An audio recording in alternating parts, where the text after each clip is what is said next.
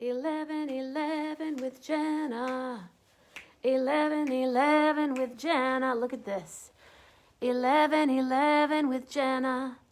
On location at TGA with my friend Tom.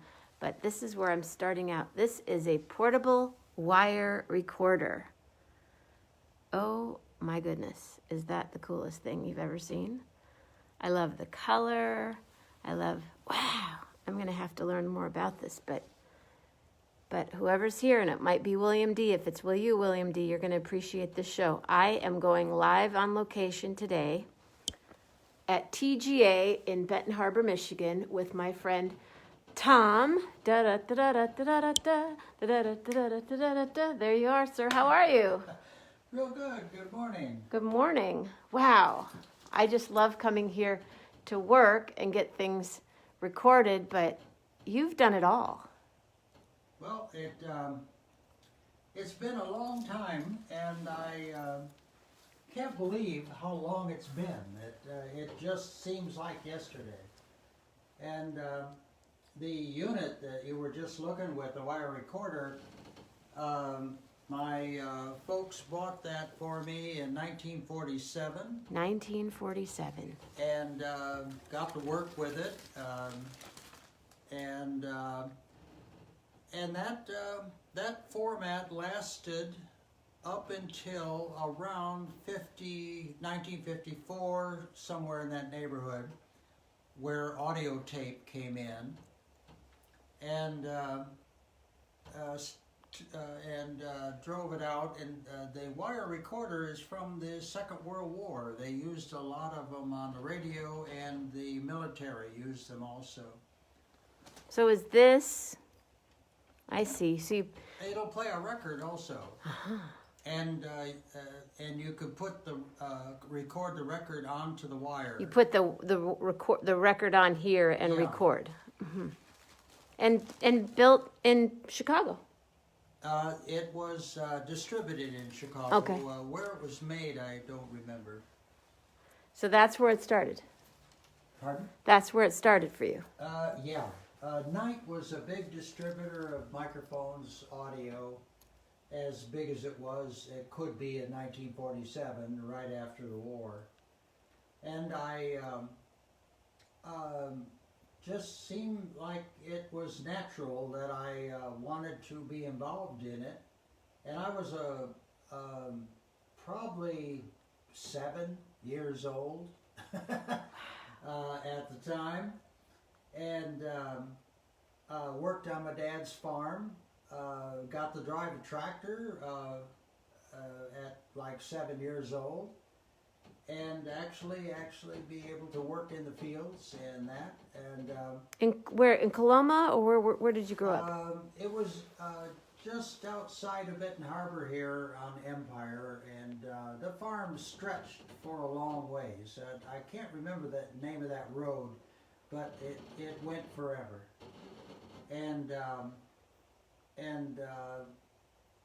shortly, around 8 or 9 years old, my dad decided that he was going to retire, and we went to California. And out there, we built a house in Woodland Hills, and the next door neighbor, he was Blauvelt, and he was the stage manager for CBS television. And at the time I had a 16mm movie camera, and he saw me editing the film, and using audio tape deck, I was able to put music with the pictures that I was taking on film. And so his son decided that he didn't want to be in the union or be in the video business. And so I was asked to go to a union meeting, and I was accepted into the union as an apprentice. And we were given an address to go to where I was supposed to be an apprentice, and we drove up to Warner Brother Pictures, and that was a big surprise. And then we thought it was a mistake, but we checked the address with the guard at the gate, and he said, "You're right where you belong, and make a left-hand turn when you go through the gate, and you'll be in the parking lot." I met with the individuals, they signed me up, and I worked on the cartoons, on the daily rushes that we were dealing with, and that was the age of 13 years old. Really? So I would go to school during the day and get out of school and go to Never Never Land, as my friends called me at school. They decided that one of these days they would be able to go to work with me and see what I did, but they were never allowed to go in. But we spent quite a bit of time out there. And I was with Warner Brothers for a good long time. About 8 years. Really? And then we had to sell the farm, so we came back here. And I got acquainted with a number of the people at WHF, which allowed me to work on transmitters. So then, being at the radio station, the FM announcer left, and they decided that they needed somebody to run the FM show, and so I did that for a few months and kind of liked playing records and announcing. After that, I was looking at what to do. I was considering a lot of different things in my life at the time, and the radio business seemed to be the most interesting. Decided that I really didn't want to work for the radio station or the Stanley Banyan, who was owner of the News Palladium Publishing Company. He told me, okay, "Why don't you buy the FM time?" He said, "I'll talk to Jake Shearer, who's the manager at the radio station." So I didn't want to be an employee, but I could buy the 6 to midnight shift and have my own way of dealing with the radio. And it kind of took off for the first year, and I was at the radio station for 11 years. At the time we started recording using the facilities at the station, and their tape machines just came in. The tape machines were like these that we have here, and they're 440 machines, and they still are up to all the standards. And we get tapes from the radio station of old newscasts, and we transfer the real tape over to CD for them. Oh, how fun. And those machines at the time were the state of the art.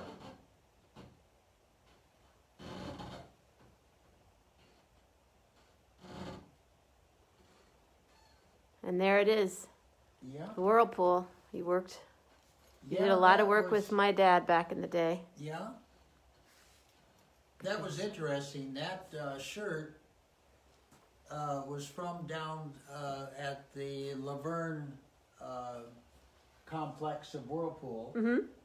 And every day they asked, we were down there doing video, and they kept asking, "When are you leaving?" And we said, "We really don't quite know, but we'll let you know when we're leaving." And they were in the process of dealing with the signatures that are all over that shirt. And that's the entire work staff of the plant down in Laverne. Oh my goodness. It's really quite a keepsake. I'm amazed it's held up. I'm amazed at everything you've accomplished. Well, I didn't do it by myself. There's a lot of people involved, a lot of help. We had format change after format change all the time. It seemed like today we do it by the week, changing formats. I'm just looking at your photographs over here from WHFB. Yeah, that was. Where were they originally? Always in the same building that they are in now? The transmitter is out by the New Palladium building, but it's being run on low power, and it is nowhere near the radio station that it used to be when I was there. Okay. But that was the staff. The staff was huge for an independent radio station. Yeah, I'm seeing that. And I had, for my part of the radio, I had 4 people working for me, and it was quite a fun thing. What a beautiful photo. I'm amazed it still is in one piece.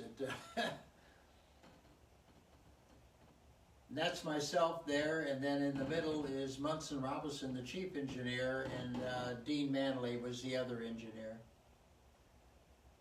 It takes a lot of work to keep a radio station on the air. I'd say so.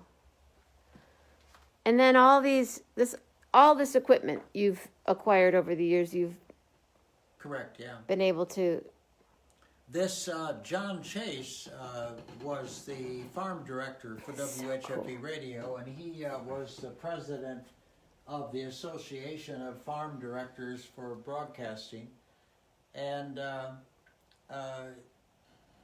he invited me to go with him. I can't remember the country that the farm directors were going to find out how farming was done overseas. What's this? That is a hand-wired circuit board for our editing system from Ampex. Did you guys get that? A hand-wired. And it was part of the system. We had 5 1-inch reel-to-reel recorders along with the time-based correctors and the concentrator and the ADOs. That was the first move into digital. And that system with 5 machines, the ADOs, 2 channels of ADOs, and a special mixing device, and it would be the dream machine of anyone that was in the video editing business at the time. And when it was all said and done, it was $1.7 million to buy it. Wow. And the format lasted maybe 10 years. And then we started getting smaller and smaller and smaller. And now it's just insane. Now we can make a record, people, oh, my son made a record on his phone. Yeah. It's really quite surprising. Not the sound quality that a 2-inch tape, I love recording on 2-inch. Yeah, and we have, I don't have them here because they're like refrigerators laying down. They're 24-channel audio recorders for music, and now we use 24-channel digital recorders on our audio in the back. And so this is it's a huge building, you guys. We won't even be able to walk through the whole building because I'll probably get kicked off the live, as we call it. But well, they can take a look at the tour. It's just TGA Recording Com, and they'll be able to take a 360 look at this building. Because you've kept up with the times. We tried to. It keeps running me over. Keeping up with it is a trick, because once you buy into the idea, now you got to learn it and Master it. You've mastered it all. Well, it always seems like every day there's something new. Going to what I showed you with the dollhouse and that, and the of the layout of houses. Thank you, Patty.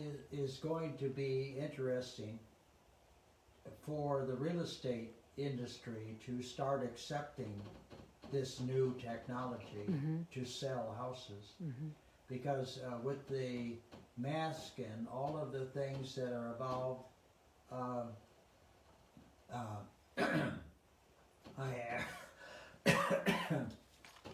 I have a tremendous amount of water, and when I swallow wrong, I Yeah. And it is getting more interest, and the sell on it is tough. And this, we have 3 different cameras, and this is one of them. And it is a whole new way of photography. When you think about taking a picture, you're looking at it and that's it. But this takes a front picture and a back picture, and you can spin it around, and it makes a very interesting way to take pictures. Can't even wrap my head around that one. Yeah, it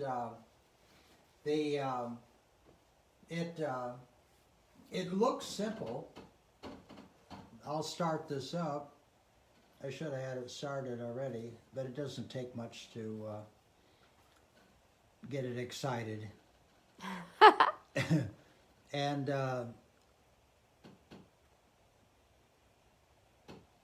my fingers are getting so smooth.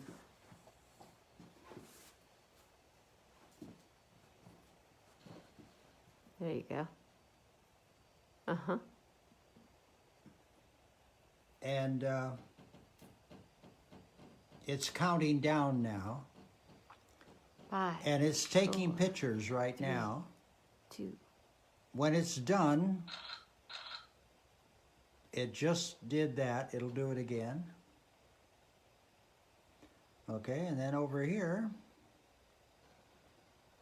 that's what we just did. And this is this room.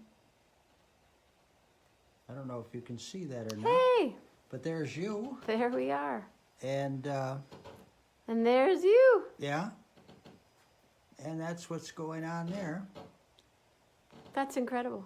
Isn't that something? That's really something. And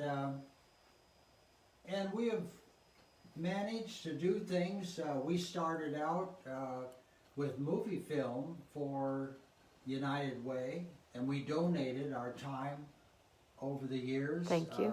For a long time. I don't know how many we did. And we tried to make it better, and we was able to make people extremely relaxed and do their stories. And on a couple of occasions I was there when our film was being shown to donators for United Way. They were able to generate more income for the workings of the United Way here locally. And I was always amazed at the stories that we were able to tell. And That's wonderful. we have some plaques and things. Oh, you have all kinds of things, all kinds of certificate of appreciation and thank you letters and photos, and I mean just this little bit in this part of this room. Yeah. When did you get this building? 1985. Okay. We started the building. And the Lest We Forget, you videoed for Lest We Forget for many years? That, and we supplied audio, and we worked out of a hangar at the airport when they were dealing with their shows that they would put on once a year. And so they gave us recognition Sure. with all of these plaques that you see. And you used to record for on Sundays at the band shell, and I first met you. My dad. Well, I know you worked with him through Whirlpool. Is that Yeah. safe to say? Okay. Yeah, we did a number of videos for your dad, and worked with virtually every department in Whirlpool over the years. The thing that we're working on now is a manual, and we have a certificate of achievement from Whirlpool for that manual. It is video, it's spoken word, so they get a description of what the repair is. They can look at the whole video, or they can pick a special point.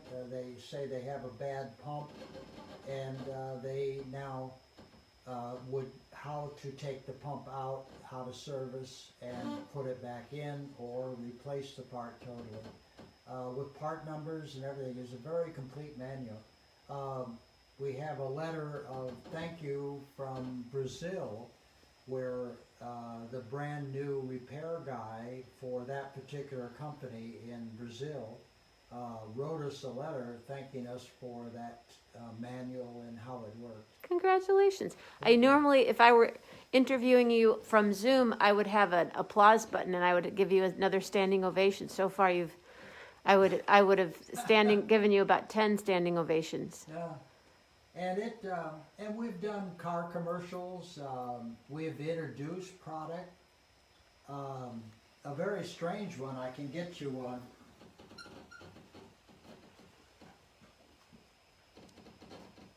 Good morning, everyone. What in the world? This was a product we introduced. Oh, really? And it's a ball on a rope. Uh-huh. And it was for young people that could practice, and so the individual that helped them practice didn't have to run after the ball. It was always on the rope, and it was really quite amazing. It worked for a long, long time. We did a lot of commercials on how to use it and talked about the safety issues and all that. It was really quite a thing. We introduced wine. Some beer for Budweiser. We did a lot of work for Budweiser. And I was really quite surprised all the way around. That's amazing. I'm going to sneak by you.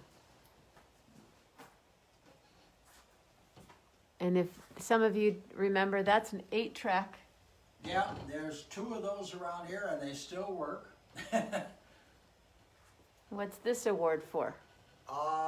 That is for Best Picture for United Way. Oh. Altai's Grocery and Market. Yeah, my dad had a market that he sold farm produce that we grew down on Territorial, short distance from here. So your parents knew my grandparents and possibly my great-grandparents. Oh, okay. Amazing. Well, that's about it. Oh. And, Well, I got to ask you a couple other questions. What did you have? What do you normally have for breakfast? sometimes eggs, sometimes wheat bran, sometimes oatmeal. So it's a variety of things. Do you eat a lot of, are you a vegetable person? Yeah, that, and my doctor just says same old, and he's always satisfied with the weight and the blood tests and all that. Do you work out? Yeah. What do on you? the treadmill in the back. Okay. And I Amazing. walk 2 or 3 miles a day in this building. Oh, I'm sure. How big is the building? 6,500 Is square it feet. really? Yes. I'm sure you knew the Spitalis. Pardon? Do you remember the Spitalis? The name Spitali? No. No, okay. They had a bar down in Benton Harbor. My friend Patty's on right now, and her grandparents, Patty, had a bar in Benton Harbor. Oh. So, well, thank you very much. I always love to come here. This is where I get my my discs made for the Christmas CD that he rushed for me for this past weekend that I'm sending out in the mail today to many of you. And you've always been above and beyond to work with and on time. And if any of you ever know anyone that wants to make a record, I'd call Tom. Oh, thank you. Do you have, when you were doing radio, did you have favorite records that you liked to put on? Oh, it was a variety of everything. We went from everything that you could imagine. That's great. Well, thank you very much. You're getting standing ovations from my people. Oh. So everyone, Thank you. Tom Altai, and I am going to say thank you, everybody, for being here today. Thank you, Tom Altai. Oh, my. And everybody, hey, Tom, can you give me a letter, please? Any letter.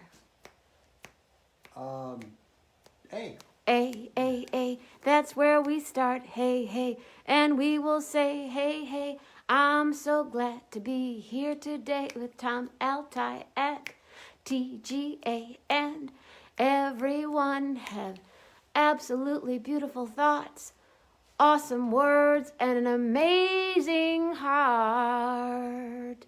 Just like that guy right there. Love heart, everybody. Real heart.